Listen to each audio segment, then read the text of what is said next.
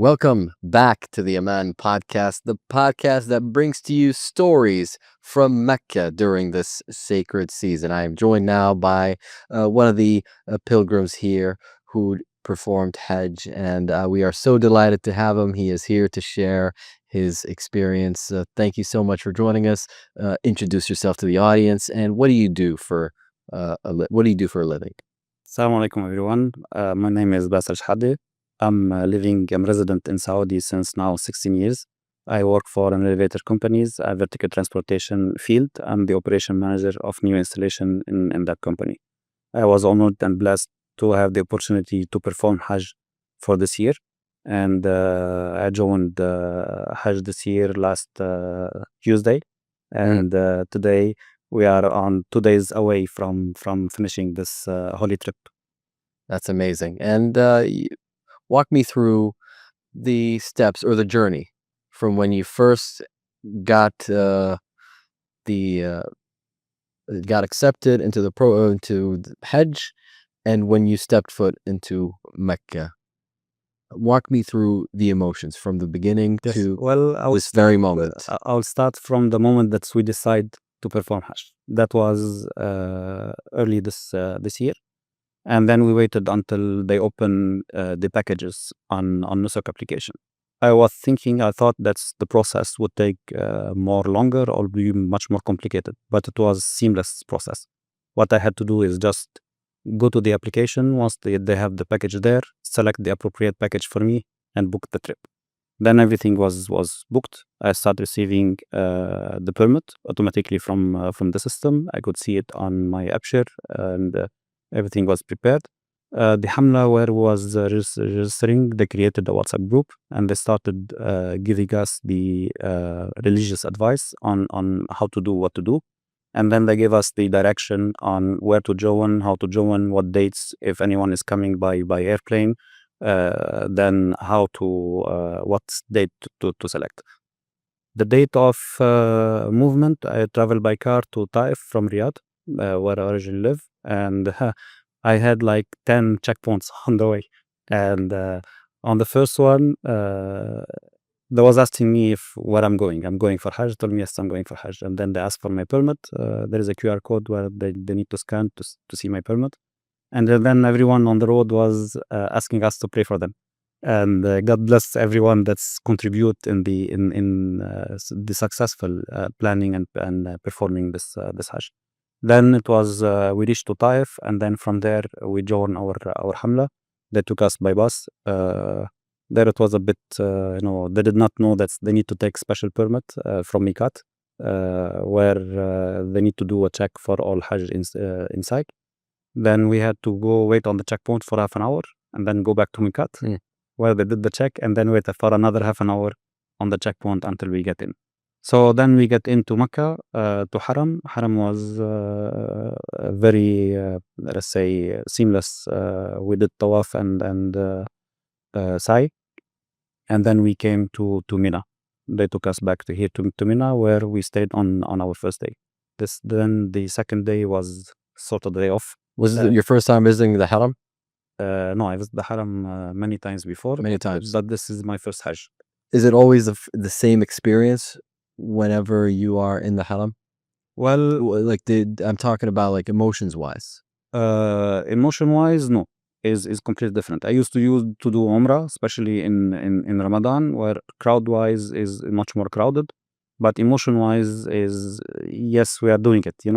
The emotion once you see Kaaba coming for Hajj is something that's cannot be explained. What you see is your eyes are tearing with, you don't know why, and just because the feeling that you are coming for Hajj. And this tawaf is not like any tawaf you did before. You did it for Hajj, and the same goes for Sa'i. When you come to Mina, then there's a new experience. I've not been here before, since it's my first Hajj. And again, you start having these feelings. That's our Prophet ﷺ passed by here. He walks here, and then once you go Arafah, is another story. You feel like you have been selected across billions of people to perform Hajj, and you are on the very short list number of people they got the chance to do the Hajj this year. Then once you start moving there, again, you feel your eyes are tearing, and you cannot explain your feelings between humble to Allah and between happiness to be here. What was the feeling when you reached Jabal al-Rahman, when you reached Arafat? Oh, amazing. Is you feel like you are so close from Rahmah, and what you need to do. There is a statement that's written there by Hamla. If that's is only a few hours to go, and very less time to be spent very wisely. And then once you start doing dua there and then sitting there, you still feel like time is running, and nothing is enough to capture everything, and to express everything you want to say to Allah. Is very private moment that you feel like you are isolated from all your surrounding, and you are only in the hand of your Almighty Allah, praying to Him. And then you wish that this moment got extended forever. So it's really amazing emotion. It's really amazing to be there, and it's difficult to express really the feeling of anyone, I think, in that place. You mentioned you feel isolated from your surroundings. Were you going deep into? Were you Yes. deep in prayer? Yes. How many? What was the duration of you standing there and making dua? Actually, you need to start with the openings of dua, and then you quickly reach to a state where you feel isolated. You don't feel your surrounding, and then you stay there as long as you stay focused on the state. I've been like this for a couple of hours continuously. Then I break it out, and once I break it out, I got distracted by other people. I felt that I'm out of state, and then I had to re-go to this state, and then I stayed there until they told us now we need to move. Have you had a similar experience? No, never. Never. Not to this extent, never. I've never performed Hajj, so try and explain it to me. Once you start the dua and you start going deeply in the connection with Allah, then you feel really connected. You feel like you are on the line, and at that state, you feel like you want just to express anything that is in your heart. And then you start expressing everything that's come to your mind, anything. And then you start telling Allah. And then you feel like as He is hearing you, And this connection is amazing. Is something you can stay in this state forever. You mentioned you wanted to extend you being there. Yes. When they told us now it's time to move, actually told my wife, and maybe you need to come to Hajj a lot. She wanted to move because I told her before that it's better to move at as early as possible to prevent the crowd, and then we can go to Muzdalifah the earliest possible. Then she was calling me. She had a friend that she knew her just in Hajj. That said, now we need to move, and they're preparing us to move. And I was okay, fine. I don't want. Keep it for half an hour. No, okay. I'm waiting you outside. Though that was distributing some meals for us outside. I pick up your meal. I'm waiting you outside. And then we moved. But even though once on the way, once moving, I still try to get emotionally connected. But the most time that you get really impacted is when the sun sets. We was waiting for the metro station, and then was looking to the sun setting because the metro was not yet operated. And at that time, you start really thinking, did I did good? Did I miss anything? Yeah. The day is gone. It's only really then you go back to the first statement when I told you that they had a statement in the Hamla is only few hours, is only few seconds. And then you really realize it was really few seconds. You see people during Hamla doing many things. People on Instagram, people on Snapchat, people sleeping, and all of this. And you see people that was crying the whole time. So you see different variety of people behavior there, but it's really few seconds. Yeah. And you need to use it very wisely during these days. Do you think social media captures the atmosphere that is taking place here, or is it something that you really just have to be here to really understand what it's like? Well, I don't think that's anything can really reflects the emotions and the feelings without really experiencing it.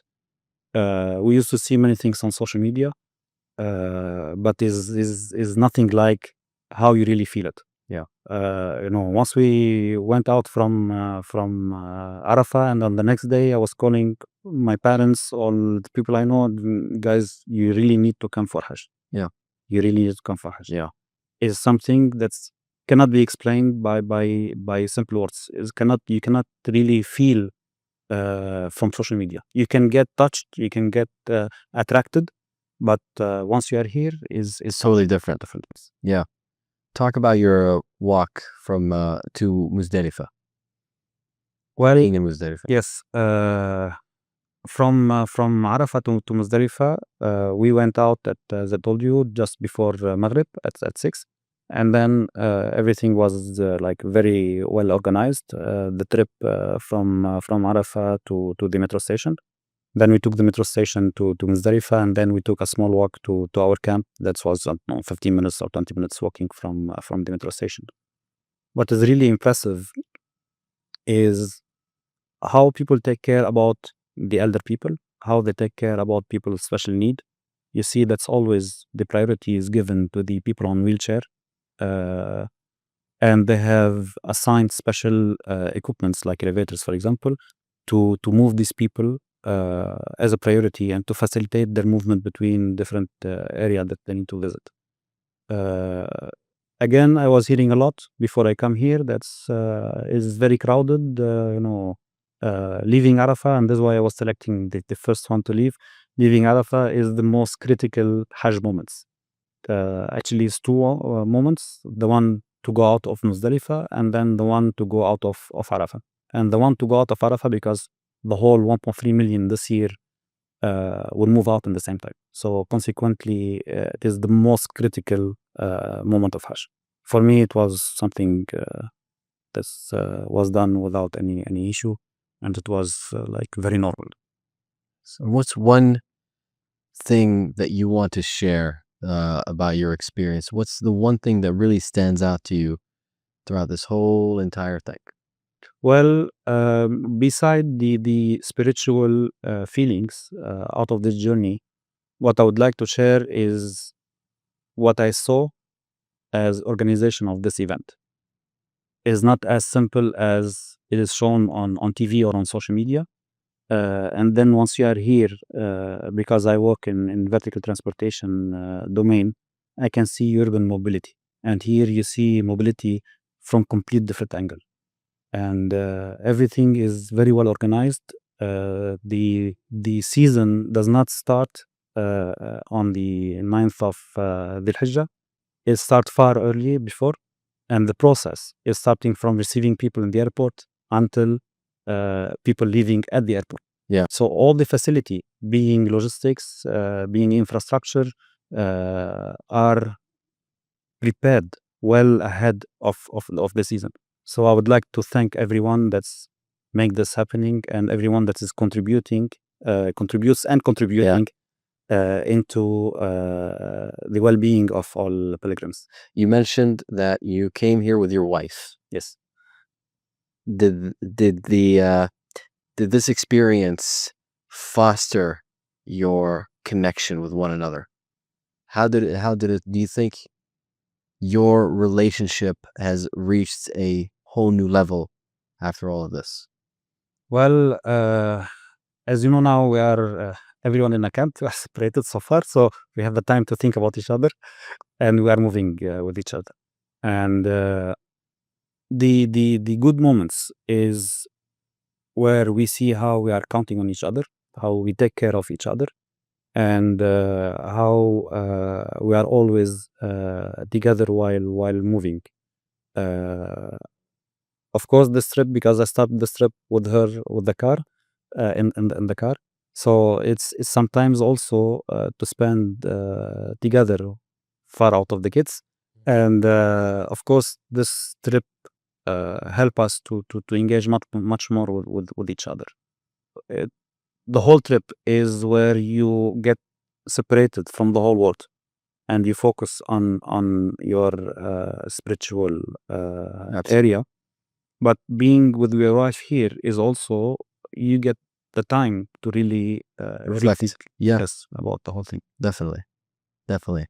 And what is one thing, one final message you'd like to share with our audience today?